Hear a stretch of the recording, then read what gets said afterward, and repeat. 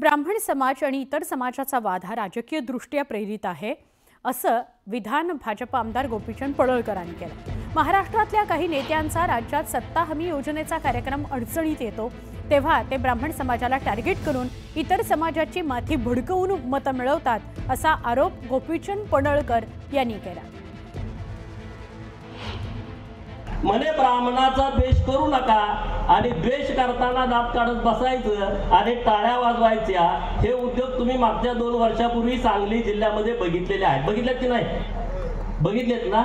तरी पण तुम्ही टाळ्या वाजवत होता। जरा विचार करा नेमकं महाराष्ट्रात काय चाललंय आणि कशा पद्धतीने चाललंय। महाराष्ट्रामध्ये मराठा आणि ब्राह्मणांचा एक वाद जाणून बुजून पेरला जातोय। त्याच्यासाठीचं हे चांगलं औषध आज मिरजमध्ये होतंय असं माझं मत आहे। राष्ट्रवादी काँग्रेस शरदचंद्र पवार पक्षाचे प्रदेशाध्यक्ष जयंत पाटील यांनी विधानसभा अध्यक्ष राहुल नार्वेकरांचं कौतुक केलं। विधानसभेचं रूप राहुल नार्वेकरांनी बदललंय। एखाद्याला उत्तम दूरदृष्टी असेल तर कसा बदल घडू शकतो याचं उत्तम उदाहरण राहुल नार्वेकर आहेत अशी मिश्किल टिप्पणी जयंत पाटलांनी केली। तर राहुल नार्वेकरांनी देखील माझे देखील बरं जाईल असं प्रत्युत्तर त्यांनी दिलं। त्यापूर्वीचं विधानसभा आणि नार्वेकर साहेबांनी दुरुस्त केलेली विधानसभा ही बघण्यासारखी आहे। एखाद्याला उत्तम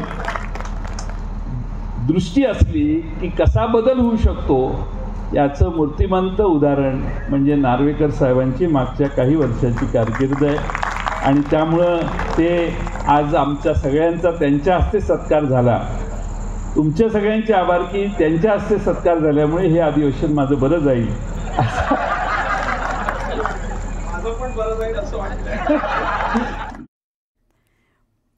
बातमी आहे प्रशांत कोरटकर याच्या संदर्भातली। प्रशांत कोरटकर आज पत्रकार परिषद घेऊ शकतात। नागपुरामध्ये कोरटकर पत्नी आणि वकिलासह माध्यमांसमोर येऊन भूमिका स्पष्ट करणार आहेत।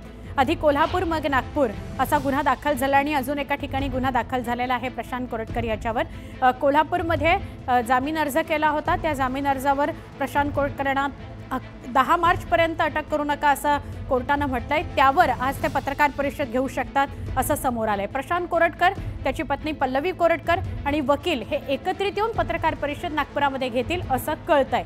किती वाजता कुठे पत्रकार परिषद हे अजून समोर आलेलं नाही। दरम्यान मंत्री नितेश राणे यांनी प्रशांत कोरटकरवर निशाणा साधला। कोरटकरचं आधीचं नाव अब्दुल असेल असं म्हणून त्याने हे वक्तव्य केलं शिवाजी महाराजांबद्दल असं नितेश राणे म्हणाले। कारण महाराष्ट्रातील कुठलाही हिंदू छत्रपती शिवरायांबद्दल वाईट बोलूच शकत नाही असं नितेश राणे म्हणाले। कोरटकर कुठल्याही बिळात लपला तरी त्याला शोधून काढलं जाईल कारण छत्रपती शिवाजी महाराज यांचा अवमान आम्ही कदापि सहन करणार नाही असं नितेश राणे म्हणाले। अहो या देवाभावीच्या राज्यामध्ये ना सापडत नाही असं वाक्य नाही। कुठे ना त्याला कुठल्याही बिळामध्ये अगर लपला असेल ना तर त्याला बाहेर काढू। इथे तुम्ही चिंता करू नका। हे आमच्या देवाभाऊंचं राज्य आहे। इथे कोणीही महाराजांचा अपमान करून कोणालाही आम्ही सोडणार नाही, मग तो कोणी असो। कदाचित त्या कोरटकरचं पहिलं नाव अब्दुल असेल म्हणून कोण अशाच प्रकारचाच माणूस महाराजांच्या विरोधात बोलू शकतो। कुठलाही हिंदू बोलू शकणार नाही कारण तो अब्दुल कोरटकर असेल त्याचं नाव म्हणून होत असेल तर